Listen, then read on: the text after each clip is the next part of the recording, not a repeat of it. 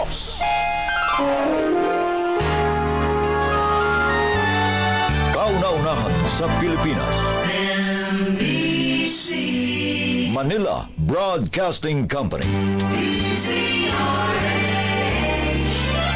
DZRH. Member, kapisanan ng mga broadcaster ng Pilipinas. Member KBP, oras!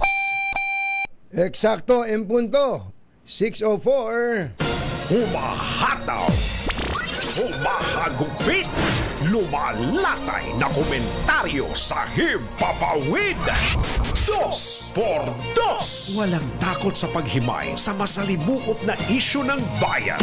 2 por 2. Humahataw na mga balita at impormasyon. 2 por 2. Ating damhin, ating lasapin ang hagupit na 2 por 2.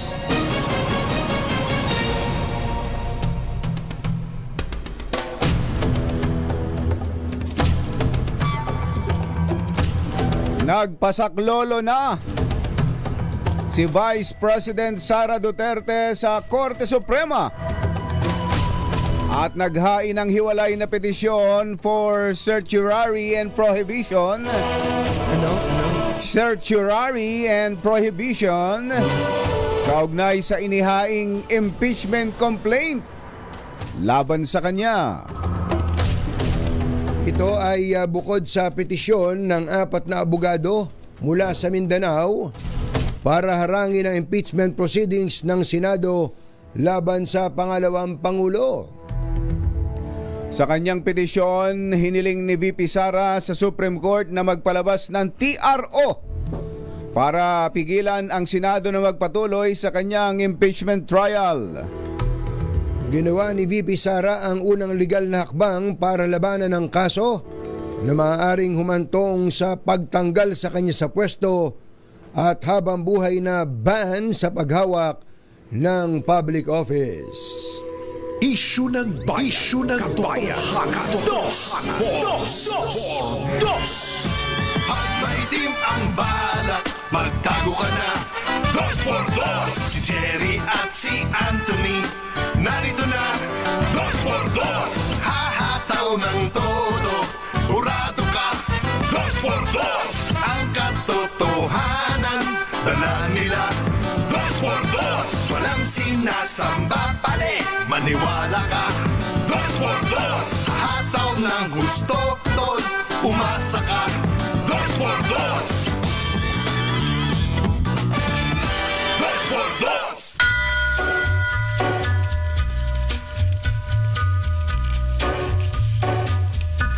Hi. Take a little walk Maganda morning. the track Lame. where the viaduct looms. Magandang umaga, bayan! Bayan! Ito po si Jerry Baha. Ito po naman si Anthony Taberna. Muli pong sumasa inyo ang 2 por 2 sa umagang ito ng Friday! Yuhuu! Banner story po ng lahat ng mga pahayagan ng ating pambungad. Ito pong pagdulog sa Korte Suprema ng ating Vice Presidente kaugnay sa impeachment complaint o isang pag-impeach sa kanya ng mababang kapulungan ng Kongreso. Ang tinukoy pala doon, kumbatsero, ay nilabag daw ng Kamara ang constitutional provision that bars the filing of more than one complaint within 1 year once proceedings have been initiated. Yun pala yung tiningnan nila, no? Kasi nakaka-4 nga, 4 itong na-file. Pero kung matatandaan po natin sa mga nakalipas na panahon, Na desisyon na yun, na klaro na yun. Naklaro na po ito na ang ibinibilang lang, nagsisimula lang yung bilang ng 1 year kapag yung tinutukoy na initiated yung kapag tinalakay na sa plenary ng kabuuan ng Kongreso. Tama. Kapag settled na, kumbaga. Settled na yun Kapag ipinail pa lang, not counted pa yun. Isipin mo, kumbatsero, kung susundin natin yung argumento na yun. Oo. Eh di, kung ayaw mong ma-impeach ka, di magpa-file ka lang na impeachment kahit kanino dyan. Si Attorney Topacio lang, pwede na mag-file. Kadaling utusan naman ni Attorney Topacio. Napakabait naman na tao na. Si Attorney Topacio. Si Attorney Torion. Attorney Torion. Si Attorney Salpanelo. Pwedeng mag-file. Kung ganun. Kaya, yun talagang, ang bilang ho talaga niyan ay once it was settled or deliberated by Congress. Totoo yun. Yung sa committee pa lang, sa Justice Committee. Pag sinimulan sa Justice Committee. Hindi, kumbachero. Sa plenary. Yung referral pa lang, yun yung initiated. Inirefer sa committee. Oo. On justice. House bill o kaya House bill number ganito, referred to the committee of ganito. Yun Yung initiated. Yun ay initiated. So kumbaga settled na po yung doktrina na yun. Wala na away doon. At yung dun sa apat na ito na petition yung pang-apat lang. Pang-apat lang. Yung apat lang ang inaksyonan. Kaya nga binanggit din na yung three others, yung first three ay inilagay nilang sa archives. Sa archives. Yan po ang banner story ng lahat ng pahayagan, pero isa pang malaking balita. Flash Report. Flash Report. Meron po tayong flash report mula sa Palasyo ng Malacanang. May nag-resign na cabinet secretary. Sino yan? Ihatid sa atin ang ating RH14 Leth Narciso. Come in, Leth! Nagsumite ng irrevocable resignation si Acting PCO Secretary Cesar Chavez.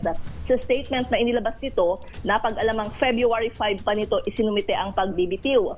Aalis daw siyang may panghihinayang dahil sa kanyang palagay ay hindi niya lubos na natugunan ng inaasahan sa kanya. Inilarawan naman nito na sa bawat araw ng kanyang paglilingkod ay itinuring niyang kanyang huling araw, nang ibig sabihin ay ibinuhos niya ang kanyang buong makakaya. Nagpasalamat si Chavez kay Pangulong Marcos sa pagkakataon at karangalang makapagsilbi sa administrasyon nito, gayon din sa tiwala at kumpiyansang ipinagkaloob sa kanya. Mananatili daw siya hanggang February 28 sa PCO o maaaring mas mapaaga pa, at kung iyan ay makakakuha na ang palasyo ng kanyang kapalita. Magpapaalam niya siya bilang isang taga-suporta ng Administrasyong Marcos at patuloy na susuportahan ng adhikain ito habang tinatahak ang bagong landas sa labas ng gobyerno, ngunit mananatili pa rin sa larangan ng serbisyo publiko. May binanggit bang malinaw na dahilan ng kanya? Kasi biglang-bigla yan. Ang ganda naman ng performance ni Secretary Cesar Chavez. Nung unang pumutok yan ay kumalat kaagad yung pala magbabakasyon lang muna, tutuloy pala sa resignation. May binanggit bang malinaw na dahilan, Leth? Wala talaga siya binanggit na dahilan. Ayan. Sumasabihin ko. Gaya doon sa kanyang naging statement, may bagong landas siyang tatahakin sa labas ng gobyerno, pero hindi pa rin specific. Sa bagay, si Secretary Cesar Combachero, in fairness to him, tuwing magkakaroon ng tungkulin sa gobyerno yan, walang binibitbit na personal na gamit niya sa opisina niya. Anytime, ready to go. Ready to go. Alam mo ba yun, Let? Nakapunta ka na ba sa opisina niya? Oo nga, wala na masyadong gamit. Walang gamit, ano? Oo. Parang ganun talaga, ano? Hindi kasi siya kapit tuko sa pwesto eh. Ayun, yan ang at saka doon. He takes to heart yung tinatawag na prinsipyo ng command responsibility. Totoo yan. Kapag kami sumablay, hindi tinuturo yung tao niya. Hindi tinuturo yung tao niya, aakuin niya ang responsibility. At hindi lang basta resignation, irrevocable. Ayun, hindi nagpapahabol. Dahil nga sa irrevocable, wala na yun. Ibig sabihin, hindi na mapipigilan. May balita na ba, Leth, kung sino ang pwedeng ipalit? May lumutang na pangalan pero wala pa yung kumpirmasyon mula sa palasyo. Okay. Clue. Yung pangalan na yon, dating reporter din. Dating reporter. Tao ba ito? Tao? Lalaki o babae? Hindi, lalaki. Lalaki. Maputi, maitim. Ilocano o Bisaya? Ilocano na. Ilocano. Ayun. Sige. Parang yun na nga. Parang yun na nga. Ano? Okay. Thank you, Lef. Balik sa inyo, Jerry at Anthony. Flash Report. Flash Report. Ayun, si Kuya Will, ito, nanonood sa atin ngayon. Si Kuya Will. Willie Revillame, ang tanong niya, bakit nag-resign? Yun na nga. Bakit nag-resign? Maraming kasi nga, maraming binigla. Nang nagagalingan dito kay Secretary Cesar Chavez. Kung magtrabaho, talagang buhos. Lahat ng kanyang magagawa. Lahat ng kanyang atensyon, oras, ibinubuhos sa trabaho. Totoo yun. Kaya nakakagulat itong biglang pagre-resign na ito ni Secretary Cesar Chavez. Kung ano man yung gustong tahakin na landas, good luck, Secretary Cesar Chavez, CBC. Yes, sir. Good luck, Secretary. Oras po natin. Achi, Mr. Jalamtang, Laktiam Chapgohun, 6:15 ng umaga. ACS Balita. Susunod na.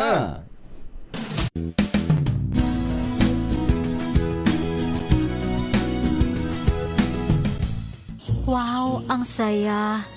Isang barangay na labada, puro mancha pa. Goodbye, pahinga. Mommy, isang laba lang yan sa Pride Bar Blue. May powerful stain-away enzymes na malupit sa dungit mancha. At di masakit sa kamay. Isang laba lang yan. Hello, pahinga. Hello, Pride Bar Blue. ACS. Maulan man, no worries na amoy kulog ang damit. Charm Fabcon, bangong pumaka-bloom, tanggal amoy kulog sa bango ng Charm. Kaya gamit ko, Charm Fabcon with Bloom Fresh technology. Kills 99.9% of kulob-causing bacteria. May aroma burst pa of thousands of flowers and berries. Ang sampay sa loob, no amoy kulob. Bangong pumaka-bloom sa Charm. Charm Fabcon. ACS. Tanggaling-galing mo. Smart dishwashing paste ko. Pritong ulam na masebo, plato o kaldero. Tanggaling for everyday. Ganyan pag smart ang dishwashing paste. May double tanggaling formula. Tanggal ang sebo, tanggal ang bakterya. Pahit para walang bahid, linis fantastic sa metal at plastic. Number 1 ko to. Tanggaling-galing mo. Smart dishwashing paste. ACS.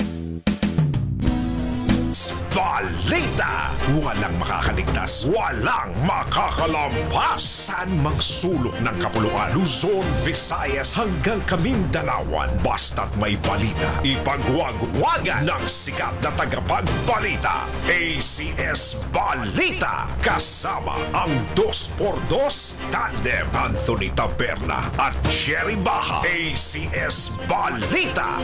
Ang programang ito ay hatid sa inyo ng ACS Manufacturing Corporation, ISO certified, maker of world-class quality Pride detergent.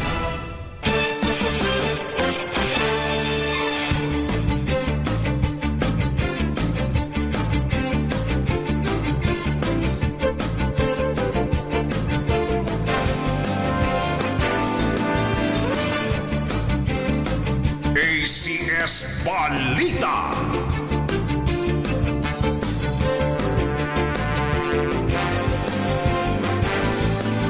Araw ng Thursday, February 20, 2025. Narito na po ang ulo ng ating ACS Balita. Health coverage sa dengue cases ginawang triple ng PhilHealth.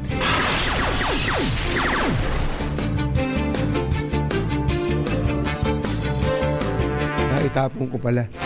Crime rate sa bansa bumaba ng halos 27% sa unang bahagi ng taon. Speaker Martin Romualdez, 3 pang lider ng Kamara, pinasususpinde sa Ombudsman. Senate President Chis Escudero tinabla ang mga humihirit na simula na ang impeachment trial laban kay VP Sara. NFA, sinimulan na ang pamamahagi ng murang bigas sa mga LGU. Person of interest sa pamamaslang sa Lady Dr. Sanaga, hawak na ng NBI. Magandang umaga Luzon, Visayas, Mindanao. Good morning Philippines! Hello world! Kami po ang inyong mga tagapaghatid balita. Ito po si Anthony Taberna. Ito po si Jerry Baha. At ito ang CS Balita. Sa detalye ng ating mga balita, ginawang triple ng PhilHealth o Philippine Health Insurance Corporation ang hospitalization coverage na binibigay sa mga pasyenteng may dengue. Mula sa dating 16,000 pesos, papalo na sa 47,000 pesos ang coverage rate para sa severe dengue. Ayon sa PhilHealth, nasa 19,500 naman ang maaaring ma-cover para sa mga pasyenteng tinamaan ng mild dengue. Mas mataas kumpara sa original na 10,000 lamang. Apila ng PhilHealth sa mga tinamaan ng dengue na huwag hayaan na lumala ang sakit at magtungo agad sa ospital dahil ang dengue ay nakamamatay kapag napabayaan. Alas 6:20 ng umaga, ibinida ng PNP na bumaba ng halos 27% ang crime volume sa bansa mula January 1 hanggang Feb 14, 2025. Sa data ng PNP, higit 3,500 focus crimes ang naitala sa unang bahagi ng taon, mas mababa daw ng 27% mula sa katulad na panahon noong nakaraang taon. Maging ang crime rate sa Metro Manila ay bumaba din ng halos 22%. Kabilang po sa focus crime na tinututukan ng PNP ay murder, homicide, physical injuries, rape, robbery, theft at carnapping, gayon din ang motorcycle theft. Alas 6:21 ang ating oras. Naimbag na bigat kada kayo amin na po. Wag rin kayo, gising na. Pati sa Ilocanong nababalitang papalit kay Secretary Cesar Chavez. Pero ito'y Ilocanong maputi. Kumbachero. Maputi ito. Lalaki, maputi. At dating ayun, tama si Let, dating reporter. Dati sa broadcast media. Matagal din reporter. 20 years. 20 years, oh. Samantala, sinimula na ng National Food Authority ang pamumudmod ng murang bigas sa mga LGUs. Tinanggap ni San Juan City Mayor Francis Zamora bilang Pangulo ng Metro Manila Council ang NFA rice mula kay Agriculture Secretary Cesar Chavez. Puro si Cesar Chavez na nasa isip mo ngayon. Nasa isip ko. Secretary! Baka nakagat mo yung labi mo. baka nasasamit na si Secretary Cesar Chavez yan. Agriculture Secretary Francisco Chu Laurel sa bodega ng NFA sa Valenzuela. Yeah. Ayon kay Laurel, ang NFA rice ay ilalabas sa mga bodega sa buong bansa upang magkaroon ng espasyo kapag sinimula na ang pagbili ng palay sa mga magsasaka. Sinabi ng kalihim na target nilang maipamahagi ang 150,000 metric tons ng bigas sa loob ng 6 na buwan. Ang NFA rice ay maaaring kunin ng mga LGUs sa pamamagitan ng purchase orders sa FTI. Ito ay ibebenta ng NFA sa halagang 33 pesos kada kilo at maaaring ibenta ng mga LGU hanggang 35 pesos kung gusto nila. Yung iba ang gusto kung magkano nila binili, yun din ang pagbebenta. Very good. Very good. Samantala, hiniling po ni Davao del Norte 1st District Representative Pantaleon Bebot Alvarez sa tanggapan ng Ombudsman na suspendihin si House Speaker Martin Romualdez at 3 pang leader ng Kamara.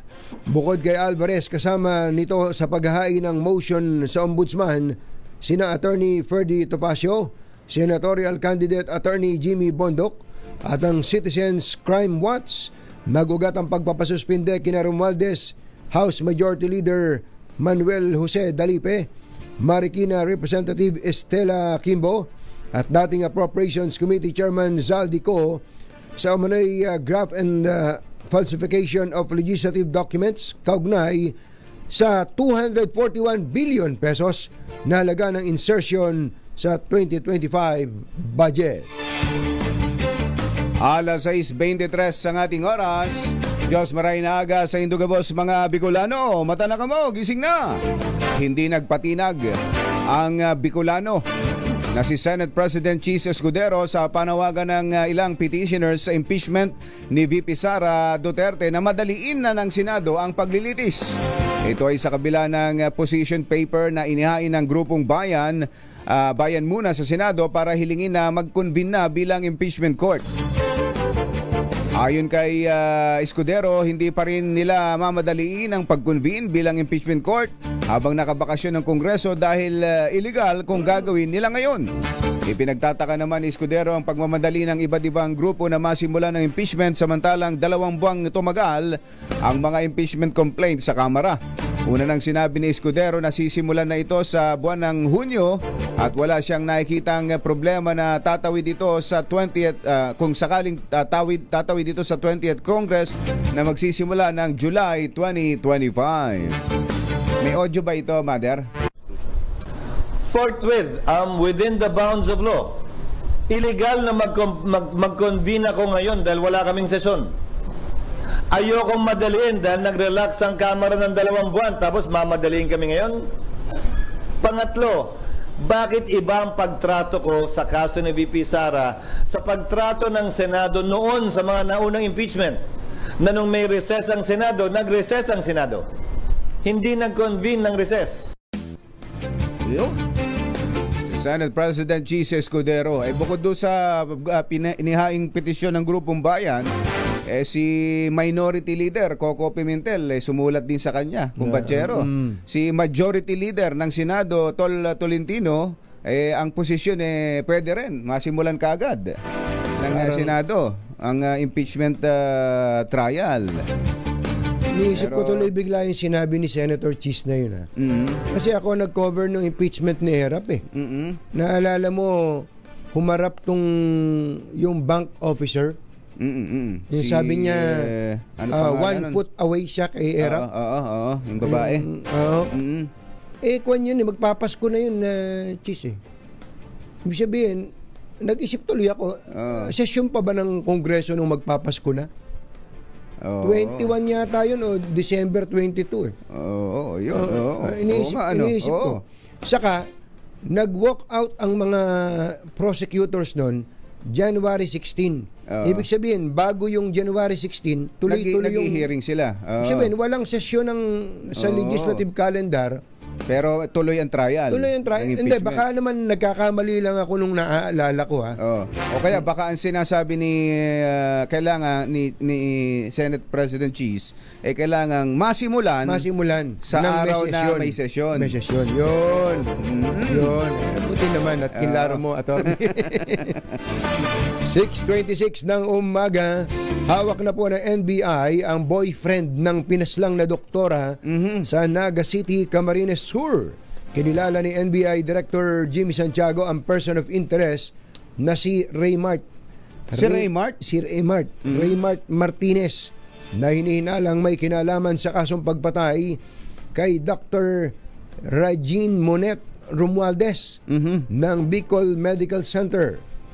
Bangkay na si Romualdez at may tama ng bala sa ulo nang nadiskubre sa loob ng isang nakaparadang sasakyan malapit sa BMC sa Barangay Concepcion, Pequena. Si Martinez ang huling nakitang kasama ng biktima bago ito nakitang patay. Ayon kay Santiago, kusang sumuko si Martinez sa kanilang field office sa Naga matapos na kumbinsihin ang kanyang pamilya sa Matnog, Sorsogon. Una nang nagalok ang Naga City government ng 200,000 na pabuya sa sino mang makapagbibigay ng tumpak na impormasyon hinggil sa kinaroroonan ng sospek na pumaslang kay Romualdez. Alas 6:27 ang ating oras, nagbabaga pa rin ang ACS Balita. ACS Balita. This time check is brought to you by Ganda morning. Anong araw today, kumbatsero? Today is Laundry Day Friday. Yahoo! At pag Laundry Day Friday, all you need is Pride washing machine detergent. May triple stain away formula kaya tanggalang makapit, madikit, malupit na dumit man siya kaya easy ang labada. Kaya pala mula noon hanggang ngayon, All you need is pride. All you need is pride. ACS. 2x2, Tandem Anthony Taberna at Jerry Baja, ACS Balita. Kulot na rin yung boses ko. Oo nga, kulot na kulot pa rin. Kailangan lang ng salabat. Salabat nga ang saka perme kong warm water. Ito si Mother, ibang analysis ano daw? Mother, ano yung analysis? Mother. Pang Tita M's special ba yan? Yung kanyang...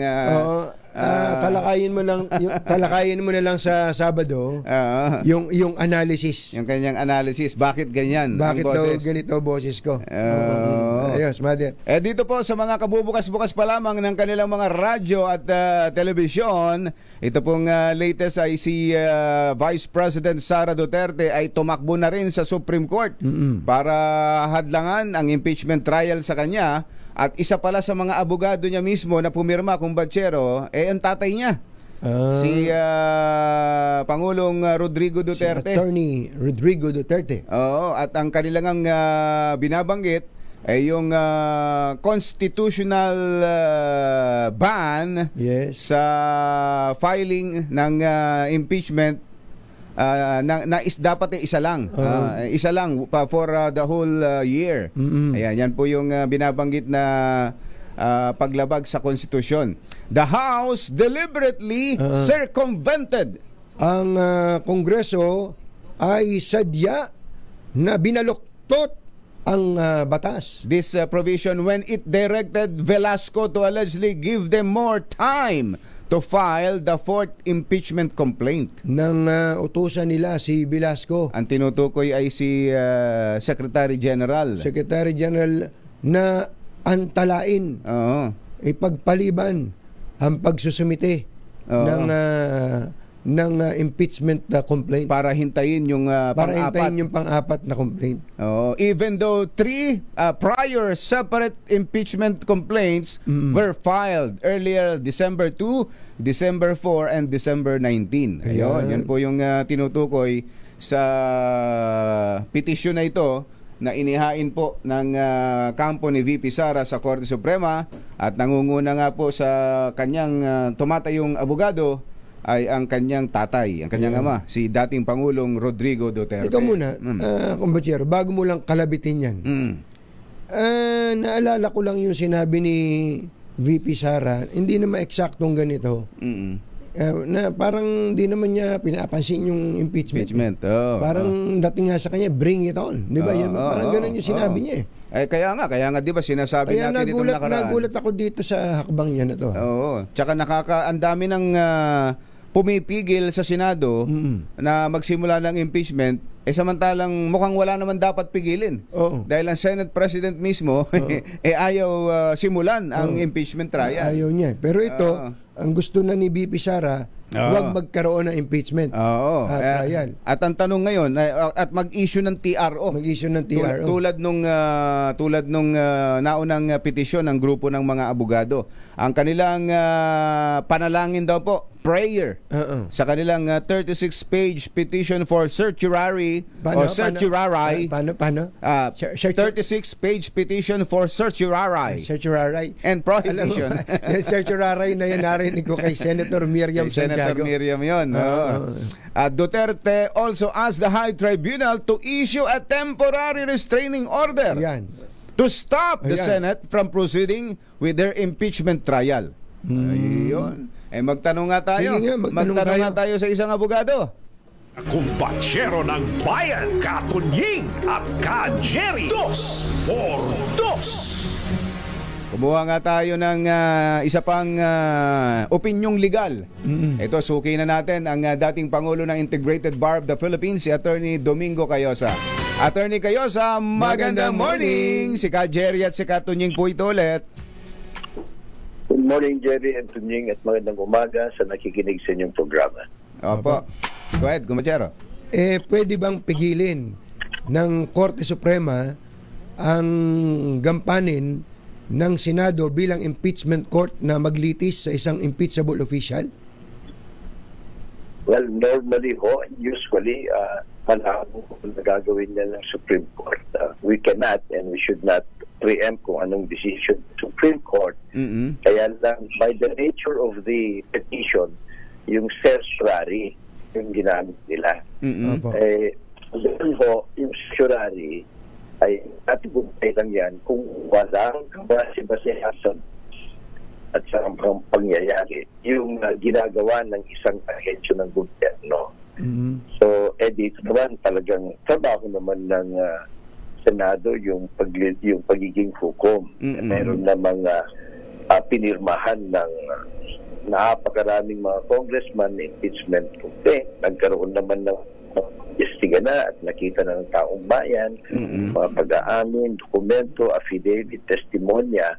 At hindi naman ito nanggaling sa wala. Of course, ang trabaho ng Senado, titignan kung totoo ba yun. Kung totoo, mananagot ba yung vice-presidente at dapat matanggal sa pwesto, ma-disqualify anumang position. So, yun lang ibig sabihin yan, yung it's a process. Pangalawa, so, kung titignan natin, pero naman constitution, may batas, may Senate rules of impeachment, merong luman sa napuputol attorney, sayang yung paliwanag ni attorney. Nagchachapi-chapi po signal ninyo. Tatawag ulit kami, i-establish lang natin ang malinaw na linya. Attorney, tatawag po ulit kami. Sandali po lamang. Si Attorney Domingo Cayosa po yan ng Integrated Bar of the Philippines. Sayang, kumpachero. Ganda nung ipinapaliwanag ni Attorney Cayosa. At ito ho ang pinakamalaking banner story po ito ng lahat ng mga pahayagan ngayon. Ito hong pagdulog sa Supreme Court, hindi na ho ng mga supporters, hindi na ho ng mga abogadong sumusuporta lamang kay VP Sara, siya mismo, kundi siya mismo. At ang pumirma pa sa kanyang petisyon ay bilang abogado niya ay ang kanyang tatay. Ayan. So ang understanding natin sa sinasabi ni Attorney Cayosa ay normally kapag ginagampanan naman ng isang hiwalay na ahensya ng pamahalaan, ang trabaho nito na may batayan sa batas ay hindi ito pinakikialaman ng Korte Suprema. Tama, dahil ang Senado ay bahagi ng lehislatura, ang Supreme Court ay judiciary. Kapag may trabaho ang co-equal branch na sila lang ang may trabaho nun, hindi pinapakialaman ng Supreme Court. Normally. Baka may may kasama pang respeto yun. May kasamang respeto yun. Balikan natin ulit si Attorney Cayosa. Attorney?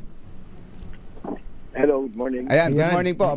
So tama po ba yung nagchachapi kayo kanina? Tama po ba yung rinig namin na ang karaniwan normally hindi sinasaklawan o hindi pinanghihimasukan ng Supreme Court ang trabaho ng co-equal branch nila na legislature?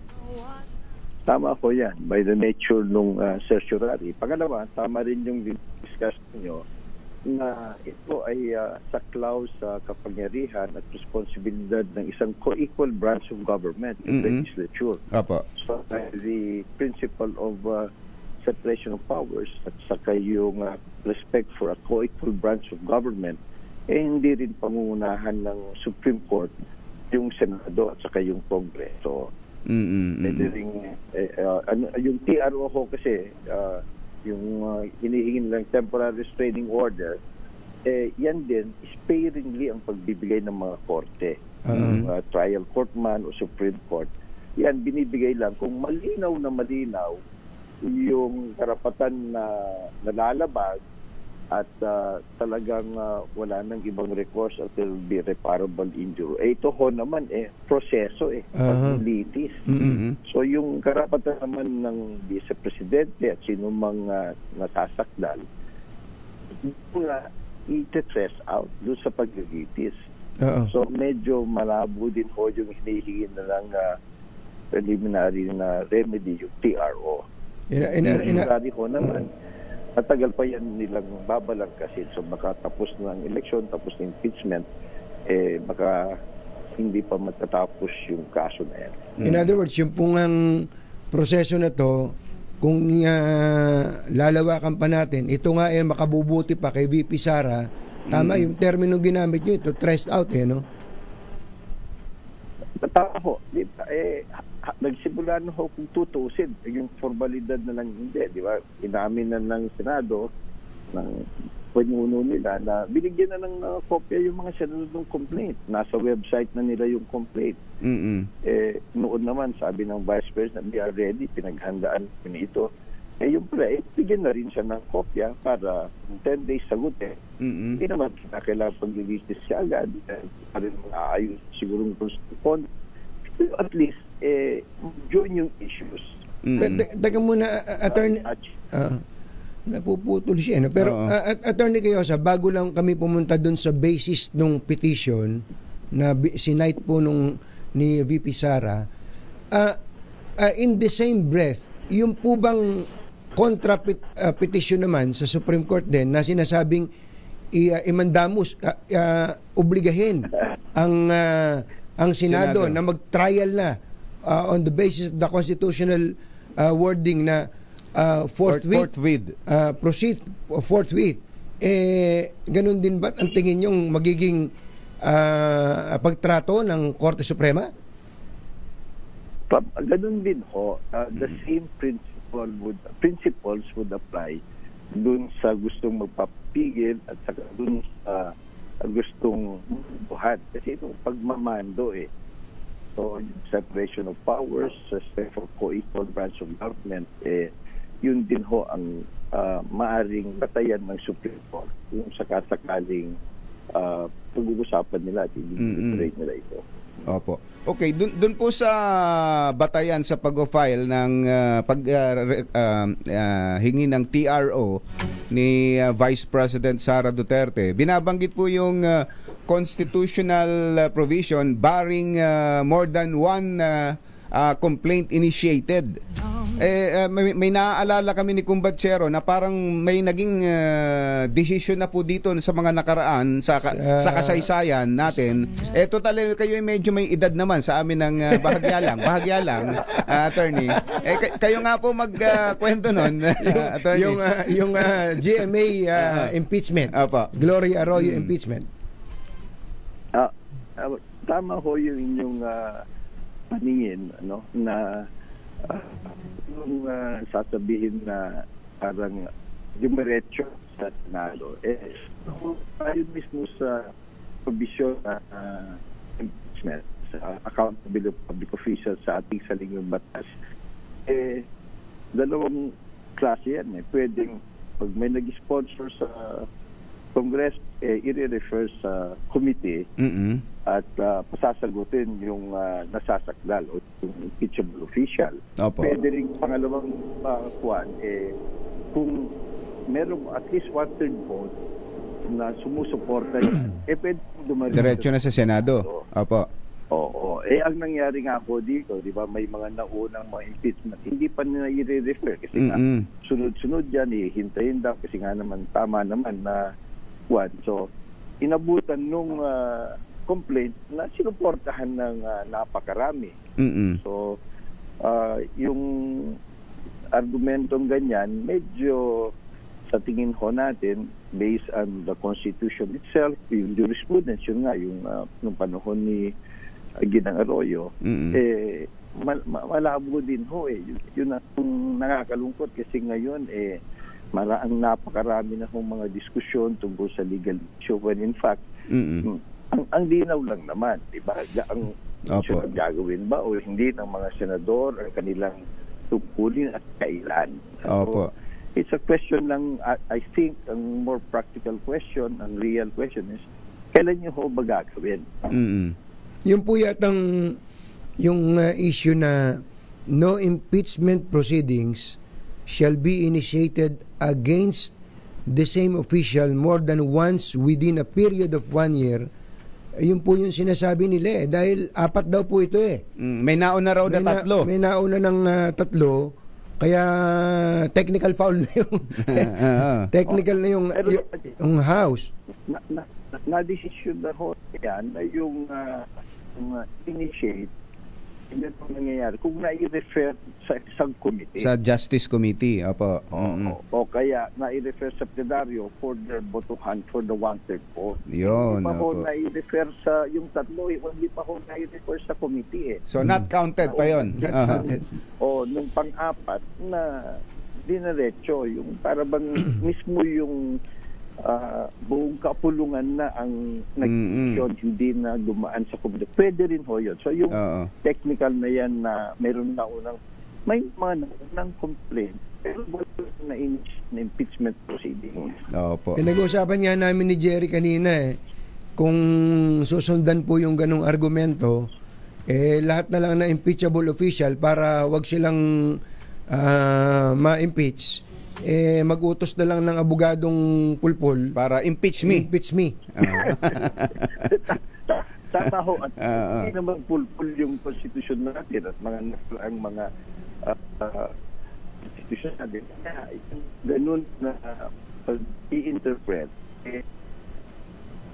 hindi dapat umuura. Kasi merong technical meaning at merong settled legal meaning kung anong ibig sabihin nung initiate impeachment. Ayun. Malinaw. Attorney, salamat sa mga input. Thank you, Attorney. Hanggang sa muli, Attorney, legal as consultant. Always. Wag niyo kami sisingilin, Attorney. Maraming salamat mula sa nakakatanda sa inyo. Thank you po. Thank you. Si Attorney Domingo Cayosa ng Integrated Bar of the Philippines. ACS Balita. Ayun. Tayo mga kumbatsero lang, naaalala natin yung jurisprudence na yun. Hindi kaya naaalala ng mga abogado ni VP Sara yun. Bakit yun pa ang kanilang ginamit na basihan? Meron ako sanang bibigay na tip sa kanila na pwedeng gamitin basihan pero ayoko. Hindi naman ako abogado. Meron sana, meron sana. Nagatid ng kabuuan ng ating ACS Balita. Ito po si Jerry Baha. Ito po naman si Anthony Taberna. Kasama ang 2x2 tandem Anthony Taberna at Jerry Baha. ACS Balita. Balitang makatotohanan. Balitang maaasahan. ACS Balita. Ang programang ito ay hatid sa inyo ng ACS Manufacturing Corporation, ISO certified, maker ng world-class quality Pride detergent. Maririnig na naman natin yung subpoena ad testificandum, subpoena duces tecum, na mga pambihira lang nating marinig na mga salita. Sa impeachment noon kay dating Pangulong Joseph Estrada, yung binabanggit mo kanina, yung isang official ng bangko. Yes. Ano pangalan na nga? Clarissa Ocampo. Clarissa ang nakukuha ko kasi si Professor Clarita Carlos. Clarissa Ocampo. Natatandaan ninyo, mga kababayan? Yun yung surprise witness na pinipilit pangharangin ng defense sapagkat hindi kasama sa listahan. Hindi kasama sa complaint. Sa may kung kasi listahan ng mga ebidensya, testigo. At saka mayroong mga hinaharang mga kampo ng defense doon. Halimbawa ay yung merong idinadagdag ng mga reklamo na wala naman sa article sa impeachment. Yun nga sinasabi ko. Hindi kasama sa article of impeachment. Dito kaya kay VP Sara kung sakasakali meron din kayang ganon? May titindig kayang isang taga-bangko na meron ding dalang sobre? May dalang tapos yung pirma. May pirma? Pumirma niya sa harap ko yan. Ayun nako, matindi. Pumirma yung Jose Velarde. Alam mo ganon? Oo, yung ganon. Sa bagay, dahil nitong mga nakakaraan, ang mga impeachment possible, potential impeachment prosecutors, may binabanggit na kanilang ipapasubpina. Ito hong mga bank documents, bank records ni Vice President Sara Duterte. At meron pong kapangyarihan ang impeachment court na gawin yan. Yung nawe-waive po ang Bank Secrecy Act o Bank Secrecy Law kapag ka po may trial. Ayan, nako. Tingnan natin. kung magiging hatol talaga ng kataas-taas ang hukuman at kung sakasakali man kung ano man ang maging desisyon, paano kaya kung hindi maglabas ng TRO? Kikilos na kaya ang Senado? Pero maganda yung punto ni Attorney Gayoso, ha? Ay, Gayosa. Parang basketball player yan. si JB Gayoso. Sabi ni Attorney Gayosa, pareho din ang magiging trato ng Supreme Court sa tingin niya. Doon sa petition against impeachment at sa petition for impeachment. Na apurahin ng Senado, utusan ng Senado. Ganun ang tingin niya. Eto po, habang hinaantay natin yan sa mga kabubukas-bukas pa lamang ng kanilang mga radyo at telebisyon, kanina po ay may flash report mula sa Palasyo ng Malacanang. Ating Malacanang reporter na si Leth Narciso, at ito po ay ang pagbibitiw sa posisyon ni Presidential Communications Secretary Cesar Chavez. Maraming mga nagulat dito at nalungkot.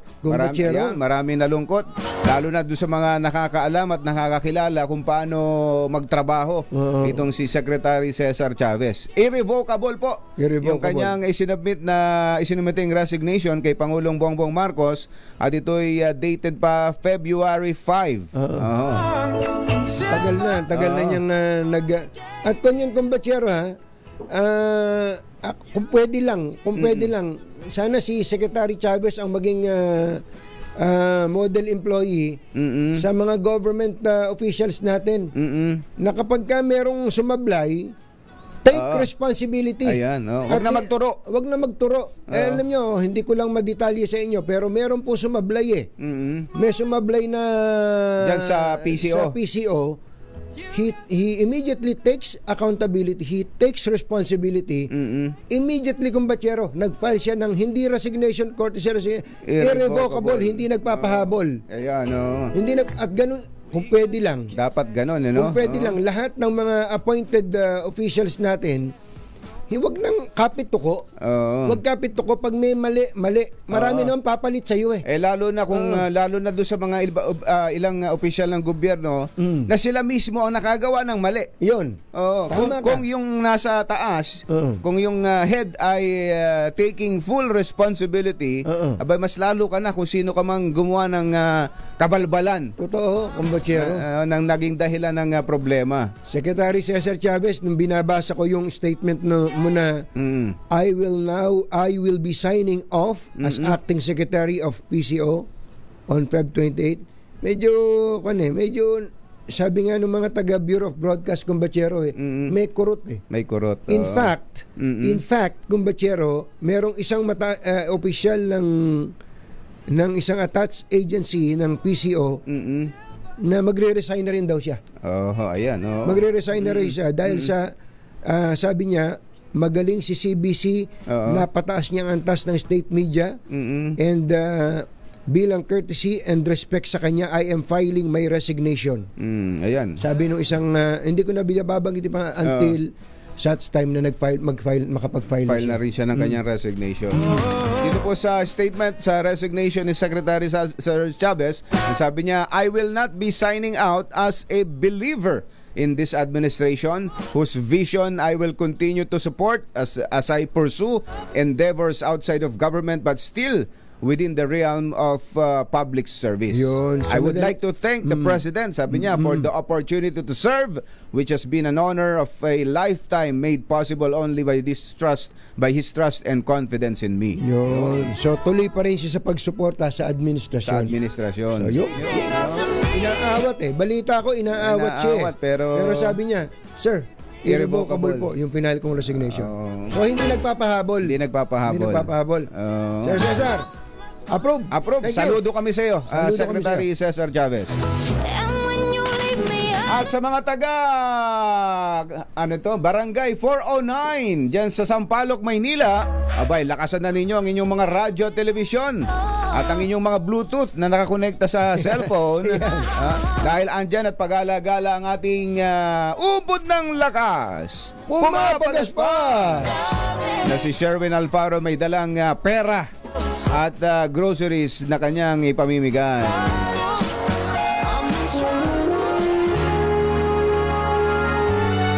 Kauna-unahan sa Pilipinas. NBC Manila Broadcasting Company.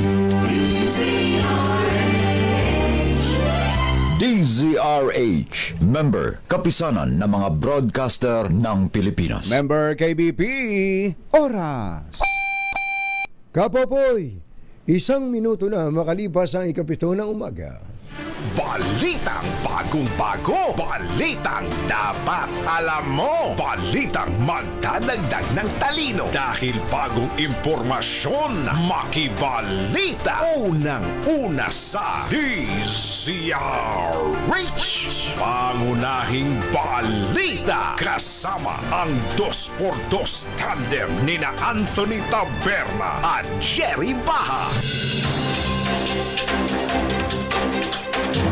Thursday, February 20, 2025. Narito na po ang ulo ng ating mga pangunahing balita.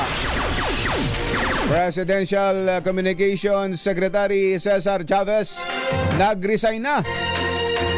Inamin na nagkulang sa inaasahan sa kanya. VP Sara nagpasaklolo sa Supreme Court para ipatigil ang impeachment laban sa kanya. Hirit na TRO sa Supreme Court malabo ayon sa isang law expert. Senate President Jesus Escudero nagmatigas. Impeachment trial laban kay VP Sara magsisimula lamang sa pagbabalik ng sesyon ng Senado. Pro Marcos Pinoy mas marami kesa Pro Duterte ayon sa Octa Survey. Mga lumabag sa election gun ban umakyat na sa higit 1,000. TNVS operator sumirit na rin ng taas pasahe. Magandang umaga Luzon, Visayas, Mindanao. Good morning Philippines. Hello world. Kami po ang inyong mga tagapaghatid balita. Ito po si Anthony Taberna. Ito po si Jerry Baha. At ito ang Pangunahing balita.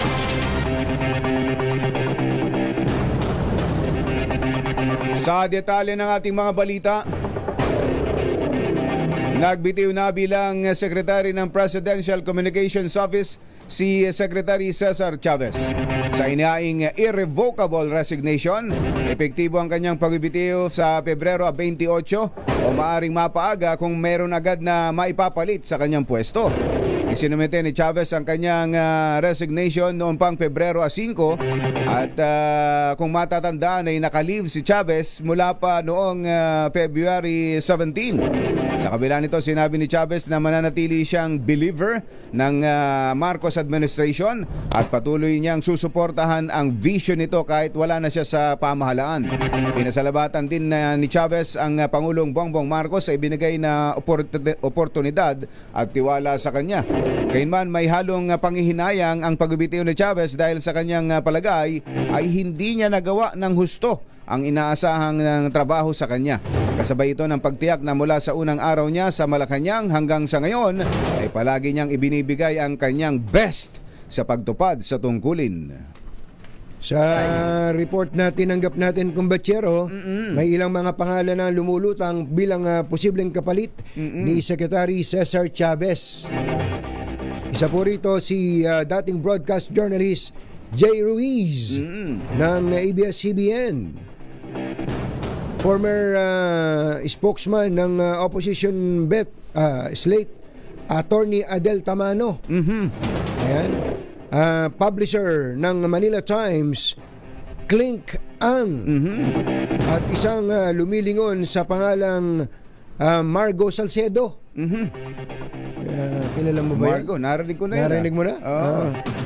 At isang tumutugon sa pangalang Attorney Leia Gotamco. Aba, dahil pala, ano? Yan ang mga pangalang lumulutang. Alamin ho natin, sundan natin kung anong final. Samantala, dumulog sa Korte Suprema si Vice President Sara Duterte upang pigilan ang impeachment trial laban sa kanya. Kasunod ito ng paghahain ng pangalawang Pangulo ng petition for certiorari and prohibition sa Korte Suprema. Layo nito na tiyakin na tama ang proseso at suriin ang mga seryosong legal at constitutional concern patungkol sa issue. Kabilang sa mga tumayong abogado ni VP Sara sa paghahain ng petisyon ang kanyang biyanan na si Attorney Lucas Carpio Jr., dating Pangulong Rodrigo Duterte at mga abogado ng Fortune Narvasa and Salazar Law Firm. Naniniwala ang kampo ni VP Sara na tutuparin ng Supreme Court ang tungkulin nito na pangalagaan ng mga demokratikong prinsipyo at ipatutupad ang batas. Hindi na kailangan ng standard of evidence o takdang dami ng mga ebidensya para sa impeachment trial laban kay Vice President Sara Duterte. Ayon kay dating Senate President Franklin Drilon, hindi naman lahat ng senador ay abogado at bawat tatayong senator judge ay magkakaroon ng judgment base sa kanilang pagpapasya at konsensya. Bukod dito, sinabi ni Drilon na magiging mahirap ang pagpapatupad ng standard sa mga ebidensya dahil iba naman ang impeachment court at ang mga politiko ang uupo rito. Para naman kay UP College of Law Professor Gwen De Vera, nakabase sa dami ng bilang ng boto ang impeachment laban kay VP Sara at mahalaga ang tungkulin ng presiding judge sa paglilitis. Sa kabila ng matinding pressure mula sa iba't ibang grupo at petitioners, hindi nagpatinag si Senate President Cheese Escudero at pinanindigan na sisimulan lamang ang impeachment trial laban kay VP Sara kapag muling nagbalik ang sesyon ng Senado. Sa kabila nito ay pinag-utos ni Escudero na magsagawa na ng mock-up o mock set-up ng session hall bilang paghahanda sa nalalapit na paglilitis. Linaw ni Escudero na ang set-up ay bahagi lamang ng preparasyon at mananatili ang orihinal nilang timetable sa impeachment trial ni VP Sara. Forthwith, within the bounds of law, illegal na mag-convene ako ngayon dahil wala kaming sesyon. Ayokong madaliin dahil nag-relax ang Kamara ng 2 buwan tapos mamadaliin kami ngayon. Pangatlo, bakit iba ang pagtrato ko sa kaso ni VP Sara sa pagtrato ng Senado noon sa mga naunang impeachment? Na nung may recess ang Senado, nag-recess ang Senado. Hindi nag-convene ng recess. Ang tinig ng naka-t-shirt na puti, round neck, na si Senate President Cheese Escudero. Alas 7:08 ang ating oras. Isa si dating Pangulong Rodrigo Duterte sa magsisilbing abogado ng kanyang anak na si Vice President Sara Duterte sa pagdepensa ng impeachment case. Nitong February 18, si dating Pangulong Digong ang isa sa mga abogado na lumagda sa petition for certiorari na inihain sa Korte Suprema. Kasama niya sina Lucas Carpio Jr., biyenan ni VP Inday, Siegfried Fortun, Gregorio Narvasa, Sheila Sison at Roberto Batumbakal. Una rito ay sinabi ni Senate President Escudero na posibleng magsimula impeachment trial kay VP Sara sa pagkatapos ng July 21 sa ilalim ng 20th Congress. Alas 7:09 na ng umaga, 36% ng mga Pinoy ang nagpahayag ng kanilang pagsuporta kay Pangulong Bongbong Marcos, habang bumagsak sa 18% lamang ang pro-Duterte. Bate ito sa pinakahuling survey ng Okta Research na isinagawa noong January 25 hanggang 31 sa gitna ng umiinit na kampanya at issue ng impeachment.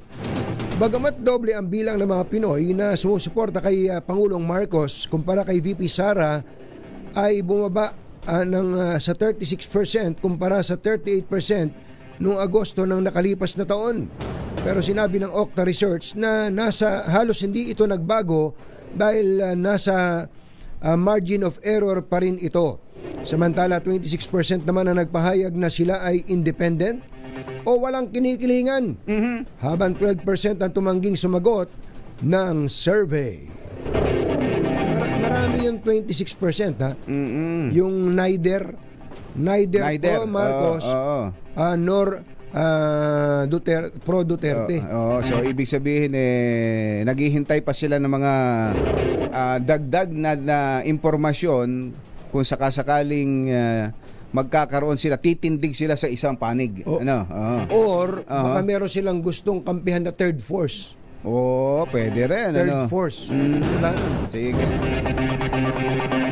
Hindi na mga balita. 7:11 ng ating oras. Mabigay nga muna tayo ng pera. paring Het. Ito na ang ating winner sa DZRH Bagong Taon, Bagong Lakas Promo.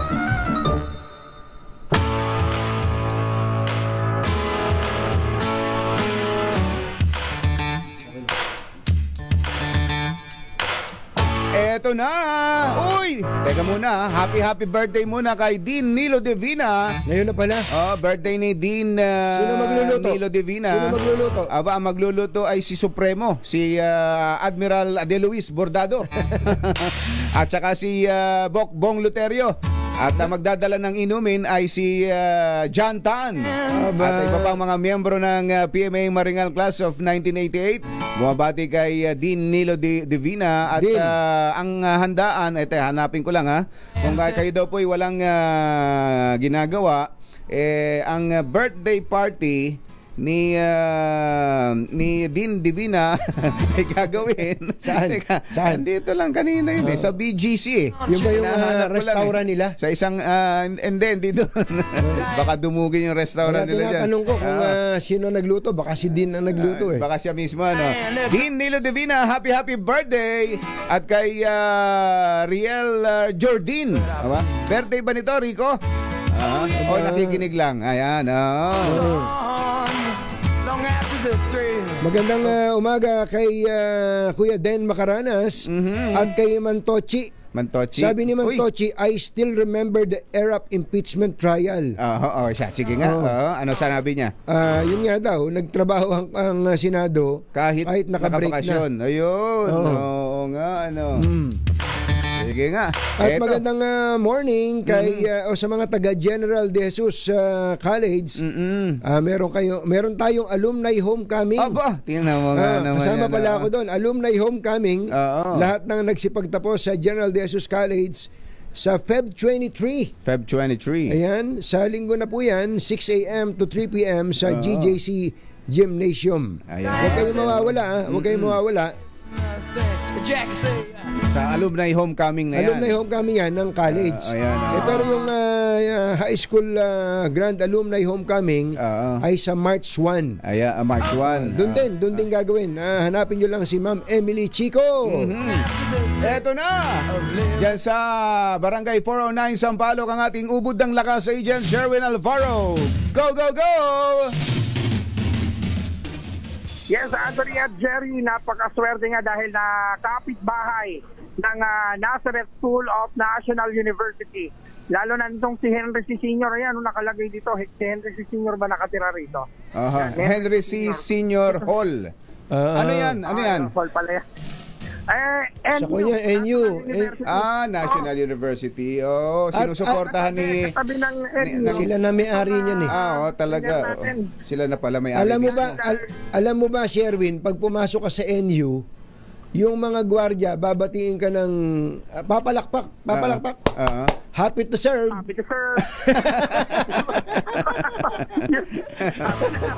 Kasi ganyan-ganyan kapag may mga break time sa... Kala ko papasok ka, pagpasok mo dyan, para ka pumasok sa mall. They've got it all for you. Pero they've got it all dahil dito sa tabi ng National University Nazareth School, etong malakasang nakatutok sa DZRH dito sa Barangay 408 sa F. Caico Street. Mantangin mo kanina, pag bungad pa lang, nakikinig ng radyo. Yan, pakita mo yung radyo ng ating listener. Ayun. Ang pangalan niyo po? Jimmy Chu. Jimmy Chu, ano si Henry C? Wala. Si Sir Jimmy Chu.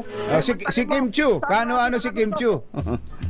Ano si Kim Chu? Wala, TIU sa akin, TIU. TIU. Si Chris Chu. Wala rin. Ito. Yung may-ari ng Mega Sardines, si William Tew. Ayun. William Tew. Wala rin. Mahirap lang ako. Mahirap lang, pero tignan mo naman, meron silang dito, papyrus. Pakita mo yung papyrus galing Egypt. May mga galing sa Egypt. Ito ba yung mga kayamanan ng Egypt na inuwi nyo rin sa Pilipinas? Hindi po. Dati ko kayong OFW. Hindi po. Ano pang trabaho?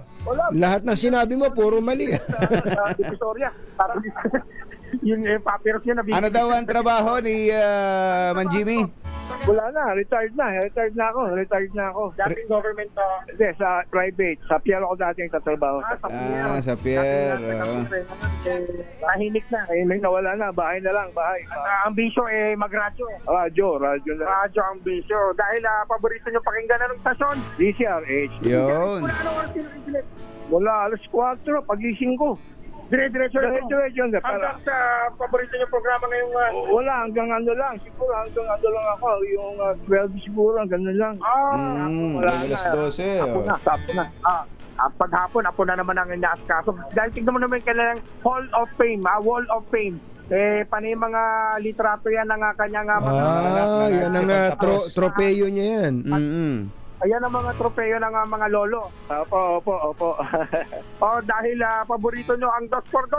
Lahat nahuli namin kayo nakaradyo ng DZRH. DZRH ang paborito niya talaga. Salamat. Ako, dahil na paborito nyo ng DZRH, siyempre, dadagdagan pa natin yan ng DZRH Grocery. Yay! Salamat, Anthony Taberna, Jerry Ba. Yes, sir. Thank you po. Sabi niya kanina, yung boses ko raw, ganun-ganun pa rin kahit sa totoong buhay. Maraming salamat po. Mr. Chu, na kapitbahay ni Henry C. Sa may National University, sa may FCAICO Street. Kaya naman sa mga nais manalo ng 1,000 pesos, laging tumutok sa DZRH, baka kayo nasusunod dating winner sa DZRH. Bagong taon, bagong lakas. From ours number 6, Sherwin Battle para DZRH. Una sa Pilipinas, una sa Pilipino. Thank you, Sharon! Susunod! Tito Bo! Sino itong sexy actress na naging bisyo na raw ang magparitoke ng mukha? Aba! Nagiging bisyo pala yun, ano? Ang magparitoke ng mukha. Baka ginagaya niya si Kuya Bongo. Ha? Si Kuya Bongo, sabi niya, bisyo magserbisyo. Bisyo ko magserbisyo. Pero siya naman, bisyo magparitoke. Magparitoke ng mukha. Aba, ano ba ang mukha nito? Clue. Ayan, mamaya ibibigay sa atin ni Morley Alinio. Kuya Boy Fabian, eto na naman yung hula mo. At iba pang mga nagbabagang balita sa pagpapatuloy ng Pangunahing balita. Alas 7:18. Ang 7:24. Sa ilan pa nating mga balita, malabong mapagbigyan ng Korte Suprema ang hirit ni Vice President Sara Duterte na mag-issue ng temporary restraining order upang pigilin ang impeachment case.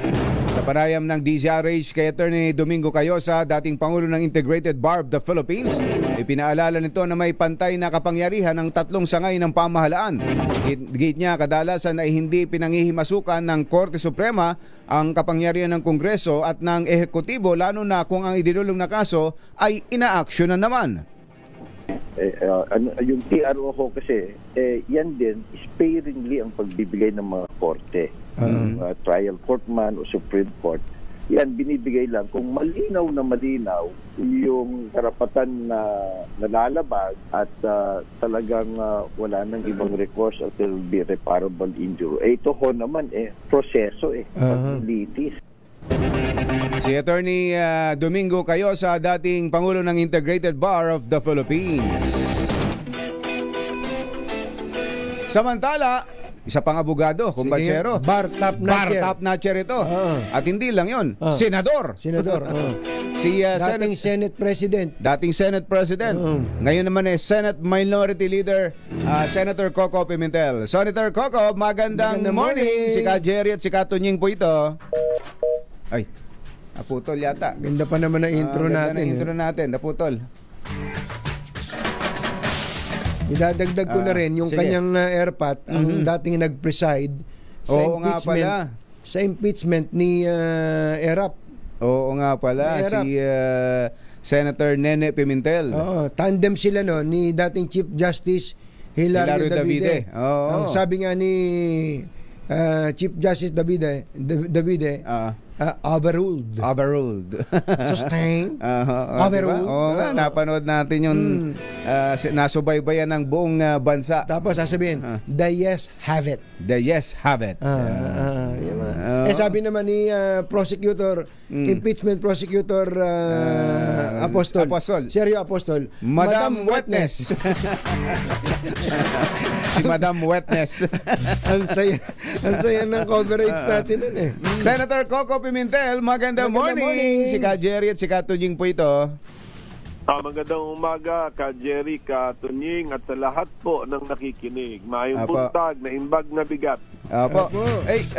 Una po siguro doon sa letter ninyo kay Senate President Cheese, expressing your opinion or legal position tungkol sa na dapat aksyonan na kaagad ng Senado ang impeachment complaint.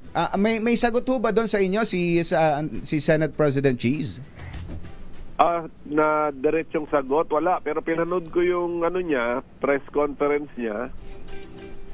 Mukhang ang sagot niya sa akin June 2. June 2 pa rin. Forthwith pa rin pa yun yung June 2, Senator. Actually, doon pa nga ako nabahala kasi sinabi niya na meron pa daw yung mga preliminaries, mga pre-trial. Kaya July na. Yung actual trial ay July 2025 na. Sabi ko, kung sinabi na ng Constitution forthwith, tapos yung trial daw, sa trial daw naka-refer yung forthwith, kaya July na yun, sabi ko, ano pa ba, yung before the trial, dapat mas mabilis pa sa forthwith. Ano yun? Ano nang salita yung gagamitin natin doon? Wala na akong mahanap na salita, kaya sabi ko, speed of light na lang Speed of light. Grabe. Kayo, minority leader, yung majority leader, pareho din kayo ng opinion, ng posisyon, si Senator Tol Tolentino.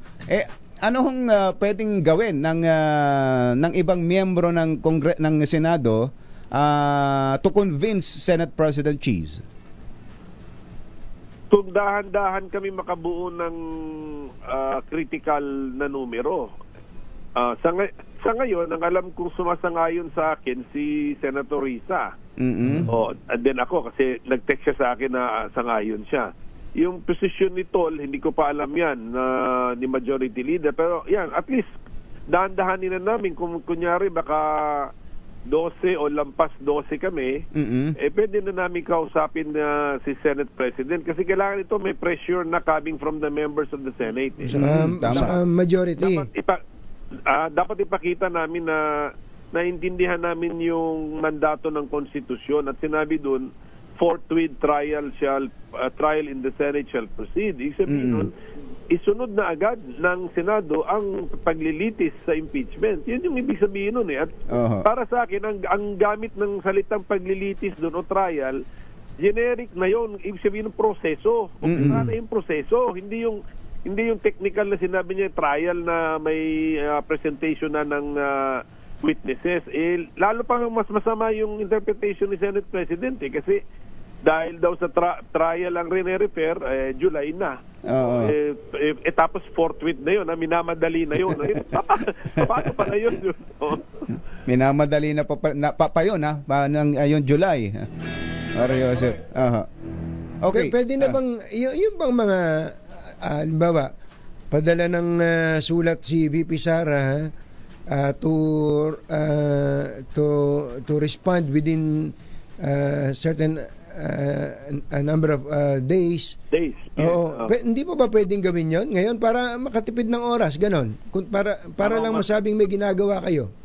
Para umaandar. Una sa lahat nga, ang tanong, in-inform na ba ni Senate President ang House of Representatives na natanggap na namin? Yun ang isa. Yun ang step 1.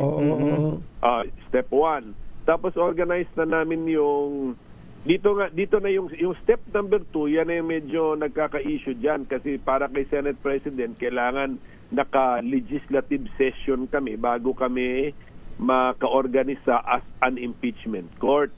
Kasi sa manunumpa, ganon. Bago ipasagot.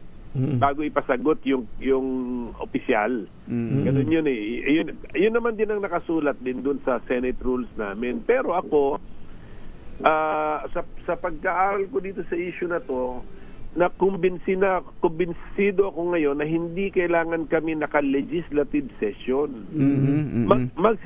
Magsisession kaming mga senador, pero ang session namin as an impeachment court. So dapat, ang importante, may quorum lang na kami. Kasi dapat, siyempre, may quorum kami na more than 12. So, ang quorum pa na namin, 23 lang naman kami, 12 ang quorum namin. Kasi hindi naman to legislative session. Opo. Yun lang nga. Doon na kami nagkakaiba ng interpretasyon.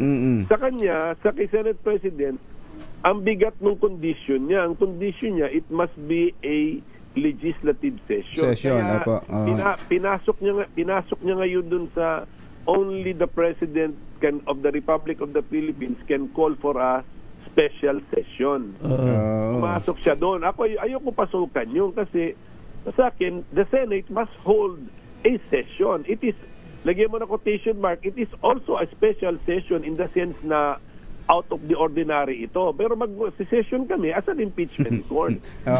Pare-pareho kasi kayong abogado kaya ang daming opinion. Pero tignan nyo, mas may common sense yung interpretation ko. Kasi pagka legislative session, tatawag ang presidente ng legislative session, pati ang House of Representatives ipapasession. Damay. Ngayon, ang point ko, bakit pa anong purpose? Dahil mag-impeachment court kami, bakit namin aabalahin ang buong House of Representatives? Kailangan silang pumasok sa batasan. Anong gagawin nila? Nothing. Kasi ang impeachment court kami yun. So it is really a special session of the Senate only. So hindi siya yung naisip ng mga sumulat ng Constitution na special session na tinawag ng Presidente. Kasi ang tinatawag doon para ibumalik kayo sa opisina, Senado at House of Representatives. So hindi yun. So yun po yung aking interpretation na obligasyon ng Senate, imposibleng na ipasa namin yung bola sa ibang tao at sasabihin namin hindi binabalik sa amin yung bola kaya hindi namin magawa yung aming obligasyon mali yun, obligasyon nga namin yun Parang ang dating sa akin nung sinasabi nyo ay naguhugas ng kamay ang Pangulo ng Senado. Merong parang nagtuturuan so mali na nga yun, dapat hindi na nagtuturuan akala ko ba obligasyon natin ito. Therefore, mag-comply tayo, wag nating sabihin na hindi kami makakomply ng aming obligasyon kasi ang bola nandun sa labas ng aming institusyon. Hindi pwede. Dahil nga po dyan, Senator Coco, may nagdulog na sa Supreme Court. May nagdulog ng for impeachment. Meron namang ipinail na si VP Sara na TRO din, pinapa-TRO ang impeachment. Sa tingin nyo, makakatulong ba ito at Supreme Court ba talaga may final say dito? Referee, parang referee naman talaga ang korte natin. Kung makikita mo na may dalawa talagang panig Pero ang gusto ko sabihin ay kung madidesisyonan niya ng Supreme Court ng sobrang bilis, therefore lahat ng tao magkakakuha ng guidance. Pati mga senador. Ang problema, kung paano rin namang kabilis desisyonan ng Supreme Court yung issue na yan. Diba? Yung pag-interpret ba ng forthwith ay forthwith din. Diba? Yun nga. Malamang yan, mag-schedule ng oral argument ng Supreme Court sa July. July na rin. Kaya ang tanong ko, kami naman, sa amin naman naka-address yung yung utos ng konstitusyon, naka-address naman yan sa Senado Pagbasahin mo, kahit paano mo gawin, basahin mo, Senado, kausap nito, Senado. So therefore, kaming mga senador, kaming present members ng Philippine Senate, meron kaming karapatan na mag-interpret doon sa mga salita doon sa konstitusyon na naka-address sa amin. Kilusan na rin namin yan. Kahit wala pa kaming guidance from the Supreme Court, isa amin kami kinakausap ng konstitusyon dun Dapat meron kaming posisyon. Ano ba pagkaintindi namin? Hindi pwedeng, hindi ko siya naintindihan, ipasa natin ulit sa Supreme Court. Hindi pwede yun Nung tumakbo kaming senador, dapat ang aming number one claim, alam namin ano ang trabaho ng senador, nabasa namin ito sa konstitusyon. Therefore, naintindihan namin yung mga salita doon sa konstitusyon. Pwedeng at the end of the day mali yung aming pagkaintindi, pero meron kaming pagkakaintindi. Akalain mo tong salitang forthwith na to, no? Nagulo ang nakilala tuloy ng mga lasenggo yung salitang forthwith. Ano ba yung forthwith na yan? yung mga standby sa kanto, ano ba yung forthwith na yan? Tuloy pag hinanap mo sa dictionary yan, andun malinaw di ba? Ano ibig sabihin? Immediately. Sa lalong madaling panahon, agad-agad. Di ba? Ganun ka sa Tagalog. Di ba, Senator? Dagli, bigla. Yun. Mabilis. Meron pa nga isang mabigat. Karaka. Urada. Ayan. Yan yung mga... Di ba lahat ng salitang yan, pag marinig mo yan, mapapatalon ka sa upuan mo. Para siyang emergency, no? Pinamadali ka talaga, So, ang sitwasyon ngayon ay parang may standoff, Kasi merong paninindigan yung Pangulo ng Senado, tapos may mga ilan na senador na katulad nyo, tumatayo kayo, si Senator Risa, si Tol, kahit kandidato, tumindig siya, sinabi niya, bilang abogado, at chairman siya ng Rules Committee, sabi niya, ang intindi niya, pwedeng magtrabaho at dapat magtrabaho ang Senado, kahit nakabakasyon. Kahit na nakabakasyon. Kaya lang, ang sabi nyo ngayon, kailangan yata ng mas marami pang senador para medyo mapatalon si ma-pressure. Para bang halimbawa may pirma ng 13 senador, change of leadership na ba to? Parang kudita na yun. Parang alam ko yung sinasabi nyo kung anong gusto nyo mangyari. Kaya nga, kayo na magsabi. Paano mapapatalo ng Senate President? Makakita ng 13 firma bago mapatalon. Hindi po ba, sir? Ano tingin nyo? Yun lang ba ang kayang magpatalon kay Senator Chis Escudero? Hindi, sana rin makonvince na namin siya. Kasi of course, meron din siya mga kinukonsulta. Meron naman sa kanyang pananalita. Meron siya legal team, meron siya siguro mga advisors. So, patuloy lang itong aking pagpapaliwanag, and then bala ko nga bigyan pa siya ng second love letter and then malay mo kung makumbinsi ko siya ng logic or reasonableness ng ating legal position, then siya na mismo magpapatawag ngayon ng meeting. So yun yung importante, yung critical. Pag si SP ng, let's say, magpapatawag ng meeting, dapat sumipot na doon yung majority ng members ng Senado. Okay. Last na lang. You were once the Senate President, Kung kayo po Senate President ngayon, paano nyo didiskartehan to? Nung araw na yon, nung last day of session, nagsara kayo Di ba? Alam niyo naman na alangan namang wala kayong YouTube, wala kayong cellphone. Alam niyo naman kung kayo po ang... Tsaka may pasabi na nun. At may pasabi na. Kung kayo po Senate President, during that time, last day of session, Wednesday night, ano po sana ginawa nyo?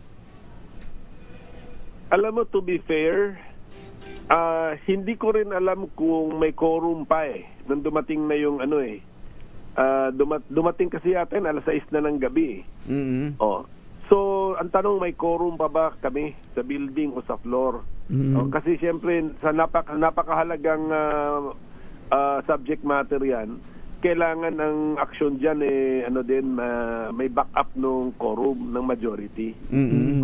Pero nung point na yon, hindi ko na alam, mga 5 na lang ata kami nasa floor noon hindi ko ngayon alam kung ilan yung nasa building pa. So yun, ang impormasyon na yan, alam ng Sergeant at Arms yan at i-report niya yan sa Senate President. Kung meron pang critical number, pwede pa sanang na-actionan yan. Pero medyo ang aming frame of mind noon, para ako kasi chismis lang yung ipafile Hindi ko naman sinabi, magpa-file daw, baka daw i-file, baka i-file. Chismis pa lang yun until so ang aming frame of mind is talagang pa-break na kami. Diba? Ganon yun Then nung dumating na ng mga 6 o'clock yun, hindi naman kami formally in-inform na nung Senate Secretary.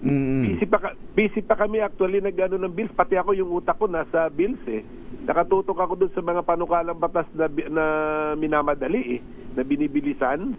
So doon ako nakatutok, kaya ito in all honesty yung wala rin sa mind ko yung na darating ba yung impeachment, na-file na ba yung impeachment, wala. Nakatutok ako dun sa trabaho namin at that particular day as the minority leader. But I do not know si Senate President, monitored naman niya lahat yun. Ang problema lang doon, kung meron pa bang warm bodies, meron pa bang sufficienteng bilang ng mga senador na present sa loob, sa session. Para ma-actionan yan with the majority support. Yun lang, hindi na natin alam yun. Okay. Senator Coco, salamat sa mga input. Magandang morning. Salamat din po. Thank you. Senator Coco Pimentel, Senate Minority Leader. Samantala, mga nangunguna at mga bagong balita sa DZRH. Pangunahing balita. Meron na. Doon sa mga binanggit mo kumbatsero kaninang mga pangalan, eto na, meron nang napili. Doon sa ilan yan? Lima ba yun? Lima. May napili na bilang bagong secretary ng Presidential Communication Office. Ito ang ating RH14, Let Narciso. Come in, Let! Dating TV reporter na si Jay Ruiz ang papalit kay acting PCO Secretary o kay outgoing acting PCO Secretary Cesar Chavez. Kinumpirma ni Chavez na si Ruiz ang itinalagang kapalit niya bilang kalihim ng ahensya. Ayon kay Secretary Chavez, sa Lunes, February 24, ay ipakikilala niya na si Ruiz sa PCO Mancom. Ito'y para masimula na rin anyang isang linggong transition para pagsapit ng March 1 ay makapagsimula na ito bilang bagong kalihim ng PCO. Napag-alamang dating nagtrabaho si Ruiz sa Office of the Senate President noong nakaraang administrasyon. Pang-apat na siya sa magiging pinuno ng PCO sa ilalim ng Administrasyong Marcos. Ito si Let Narciso para sa DZRH. Una sa Pilipinas, una sa Pilipino. Yung huli natin in-interview, yun ang boss ni Jay Ruiz. Okay. Oo, si Coco Pimentel. Senator Coco.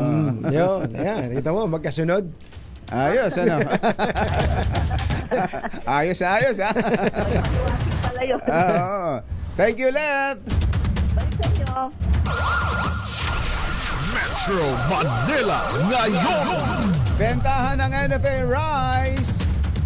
Tingnan nga natin kung ayos ba, magkano ba talaga yan? RH52, Edniel Parosa. Kami na, Edniel. Jerry at Anthony, hindi per kilo ang bentahan ng NFA Rice sa pamalang lungsod ng San Juan na isa sa mga LGU sa Metro Manila na unang nagpahayag ng kagustuhang kumuha ng bigas sa ilalim ng food security emergency. Aron siya nitong lokal na pamalaan, per sako ang labas nila ng NFA Rice sa presyong 1,650 pesos kada 50 kilos, katumbas ng 33 pesos per kilo. Walang patong pero per sako at hindi tingi. Paliwanag ni Mayor Francis Zamora sa DZRH News, hindi naman bawal magbenta ng tingi pero paraan ito ng LGU para mapabilis ang pagpapakalat ng murang bigas. Sa katunayan, handa manong mag-adjust ang City Hall depende kung makikita nilang mas marami ang mga maghanap ng tingi kaysa yung persakong bigas. Pakinggan natin ang panayam sa alkalde. Wala namang sinabing bawal. Wala akong narinig kahapon na sinabi na bawal. Alright. Ang point lang is ang napakaraming supply available, and if people will buy on a per sack basis, it will be a faster process to unload.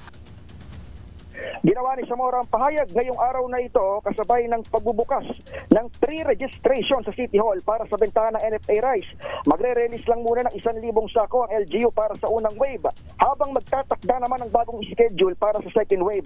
Para matiyak namang San Juaneño makikinabang sa murang bigas, dapat silang magdala ng government ID na magpapakitang sila ay naka-address dito. Sabi ng mayor na siya ring pinuno ng Metro Manila Council, nasa 150,000 sako ng NFA Rice ang inilaan para sa buong Kamaynilaan. Ito si Edniel Parosa, nag-uulat para sa DZRH. Una sa Pilipinas, una sa Pilipino. Maraming salamat sa iyo, Edniel Parosa, RH52. Samantala, may balita pong, may isang katakatakang balita. Ano ang nasa dako pa roon? Bunga ng malikot na pag-iisip. Likha ng balintataw. Ayan. O halaw sa daigdig ng kababalaghan. Si RH15 Giselle Ricaport ay may balita. Mga driver, tutol na taasan ang pamasahe sa jeep. Aba! Kakaiba nga yan. RH15 Giselle Ricaport. Coming, Giselle! Jerry, katingin kung yung ilang transport group umaapela ng taas pasahe, ang grupo namang Piston malamig sa petisyong magkaroon ng piso hanggang 2 pisong provisional increase. Ayon kay Piston Pasay Secretary Marilyn Lapitan, babawiin lamang kasi ng mga kumpanya ng langis sa mahal na presyo ng petrolyo ang dagdag pasahe sa jeep kahit pansamantala lamang. Bukod dito, ipasakit niya ang panawagan sa mga commuter na karamihan mga ordinaryong manggagawa na wala naman anyang aumento sa sahod, gayon din sa mga mag-aaral na umaasa lamang sa public transport. Sinabi pa ng Piston Pasay Secretary na long-term solution ang kailangan, kabilang na yung pagbasura sa oil deregulation law, pagbabalik ng kontrol ng presyon sa Estado at pag-aalis ng excise tax sa ilalim ng chain o tax reform for acceleration and inclusion law at ang value-added tax o VAT. Pakinggan natin ang bahagi ng panayam kay Lapitan. Pag-isipan nyo na yan, ang mas importante dapat na gawin nila yung alisin na yung VAT para makaminos yung price, para hindi dumagdag yung presyo ng langis.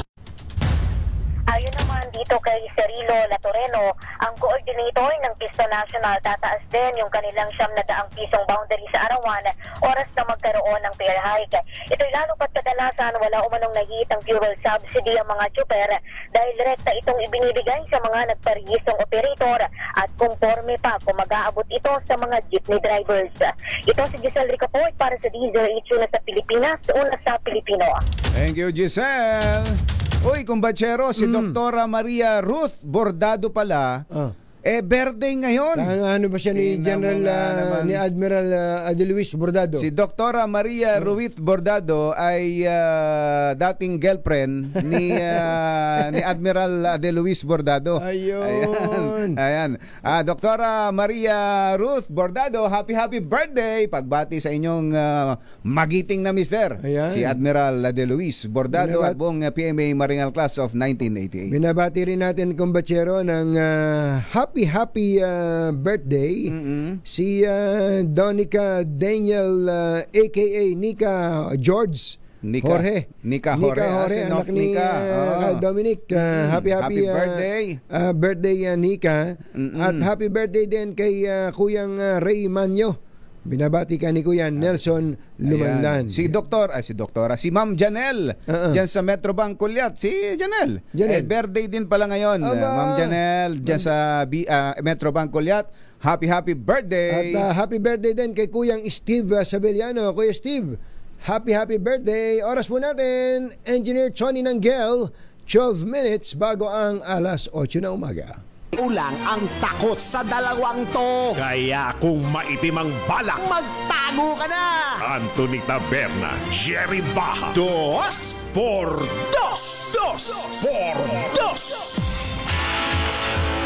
Oy, Professor Alex Barros from Vancouver, Canada. Aba, umuwi pala ng Pinas dahil ba sa birthday yan ni Dean Nilo Divina? Aba, tingnan mo nga naman, Bok, Dean, umuwi from Vancouver, Canada, si Professor Alex Barros kasama si John Dan para sa iyong birthday. Ay, sa mga taga Urdaneta, Pangasinan, Urdaneta City, baka kayo may mga transaksyon sa City Hall, may mga kailangang papirmahan. Nako, yung mayor nyo dyan, tsaka yung vice mayor, hindi na ho dapat pumipirma ng mga dokumento. Baka mapirmahan pa yung dokumento ninyo. Dahil yan suspendido na. Nagbigay na lamang po ng 10 araw. Nagbigay na ng ultimatum si DILG Secretary John Vic Remulla para dyan sa magpinsang mayor at vice mayor ng Urdaneta City, si Mayor Julio Paraino at Vice Mayor Jimmy Paraino. Binigyan na ng ultimatum ni Secretary Remulla 10 days para sundin ang suspension order na ipinalabas ng Malacanang. Ayan, ha? Kaya doon sa mga may transaction dyan, ako po, baka mapirmahan pa yung mga papeles ninyo. Wala nang visa yan. Bye! Friday, happy weekend! Damdaming bayan, susunod na. Long after the thrill of living is gone, to walk on. Ang balit